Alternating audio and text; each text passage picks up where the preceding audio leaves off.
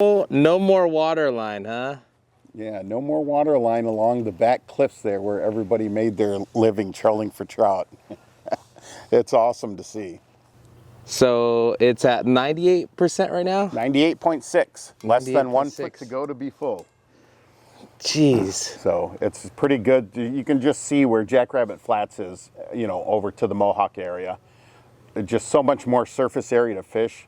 The floating fishing piers in Mohawk and Harvey's Cove are rocking and rolling. People are using them, and that's the only place you can kind of fish right now because the lake is closed for private craft. So Yeah, so right now people have been fishing off the banks. That's okay. yeah, it's not the steep climb down at E Point anymore.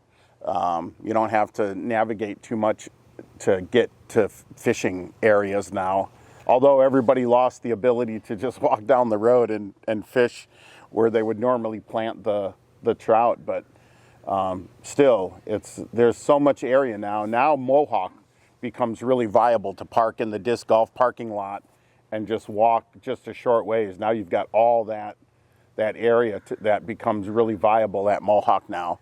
But you can see all the debris, the rental stuff is getting squared away. But if I were a private boater, I wouldn't be looking at Cachuma opening before March. That's probably an aggressive target. But I have heard that they are going to try to get the waiver, the exemption, and be able to stock the trout. Even though the lake is over the 67, they're gonna put in for the special exemption, is what I've heard. So elaborate on that. Normally, you can't plant trout after 67% because they're always afraid of the lake filling and the trout spilling over and going downstream, messing up the steelhead ecosystem. But you can put in for special waivers, and this will be good. There's a lot of room now.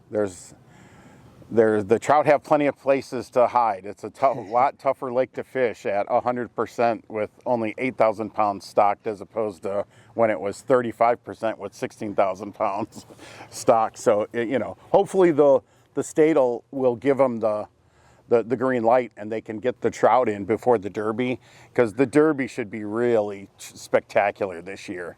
So that'll be awesome. Speaking of the Derby and the usual traffic that's here, you were talking about the main launch ramp and how that's going to look and how much easier it is to actually use the main launch ramp. Yeah, so when you can see the main launch ramp, is being set up, and that allows 4 boats to launch at a time, under really tremendous conditions, and you can tie off, you can back up, tie off, let people get in. So, in theory, you could have 8 boats on each side, working. It just makes life much easier for the professionals. And gentleman back here, Pat Lee, he's one of the regulars, and he's always got his boat running down, and the impact of the main launch ramp on the regulars. Fantastic. I mean, what was it, the Hangover Tournament, Yeah. 1st of January, we're out there at Launch Ramp 4, and we're talking, thinking, we'll never see this lake full again. What was it, 2 weeks later? Yeah. Pretty much there. Yeah. And it was what, 2011 that we were last at 100%. Right. So. Yeah, so for the last tournament that I worked last year, it was still at Launch Ramp 3, and that still took an hour to get the boats in to be able to weigh, and it's just a logjam. So for the tournaments, having the main launch ramp is going to it's probably going to elevate it and maybe get the boat numbers up.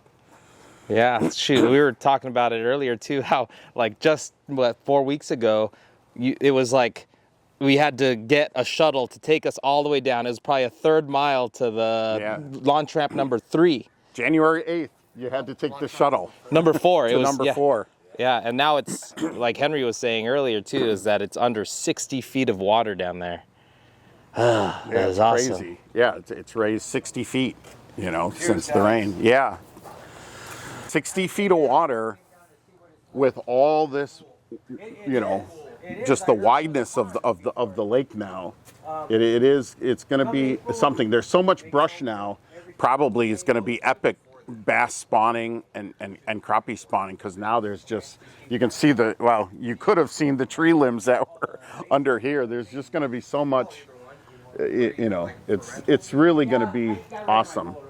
Yeah, and we were talking about it. People have been fishing on the bank a bit, and the gentleman at the bait shop here, he was saying that people have been catching bass on finesse techniques, and they've been moving up. He's been able to take the boat out and around into the little coves and found the bass moving around, but people still have been catching trout.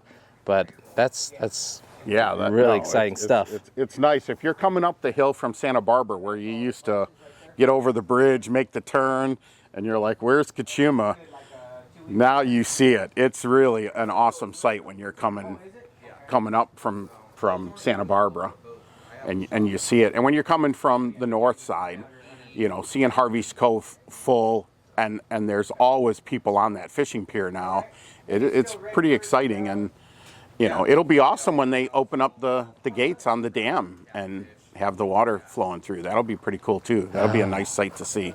So much needed for all the lakes and reservoirs in the Central Coast. I'm not sure how, south of LA into like, Diamond and Lake Elsinore, and how it handled for those. But the Central Coast really got blessed this year. Oh yeah, that's so cool. Yeah, Henry's been giving me updates like almost on a daily basis, like via text. Hey, check it out. But it's like, man, it'd be really cool to share with everybody what we're seeing here now, because the lake's at pretty much close to 100%, just under, and it's been a while since we've seen it this way. So we're definitely going to document what it looks like right now.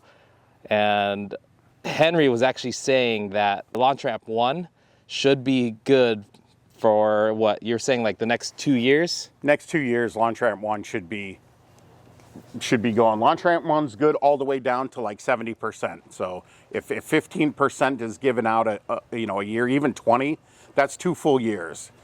So it should be good. And that's assuming that's if we get no more rain and don't get any rain next year or anything. So it's nice it gives some pad now. Because it was at 81% after the winter of 2018. It was at 81%, and then we just didn't have any good winters for all that time, and it went from 81 to 30, over the 4-year span. So about 20% a year. I wish I could get my boat in here right now. I'm just itching to get in, but yeah. I mean, it looks really nice. It definitely looks fishable. Just too bad there's too much floating debris. Yeah, that's really the whole thing is the debris. The debris out there. Yeah. They let open Lopez, but they 5 miles per hour over the whole entire lake. So no wait. It's got to be careful. Yeah.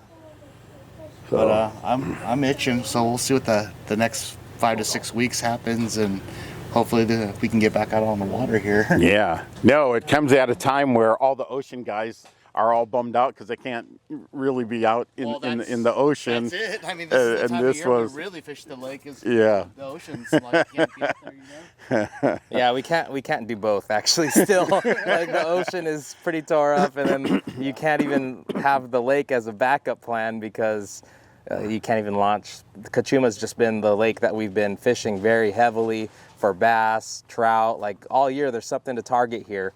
And if the ocean's nasty, it's just like, all right, well, what's Cachuma doing right now? Yeah. But right now, it's just on lock, like Henry said, until possibly March, and that's a conservative estimate. Yeah. But definitely before the Derby, which should be amazing. And like Henry said, there's a chance that there might be another plant, maybe not. But oh man. That is, because before the storm, they actually dropped 8,000 pounds of trout. And still had 8,000 more to put in. Yeah, and for some reason, the bite wasn't off the hook, right? It wasn't off the chain. There's a lot of people not catching trout, even if there's 8,000 pounds just put in. We caught a few holdovers.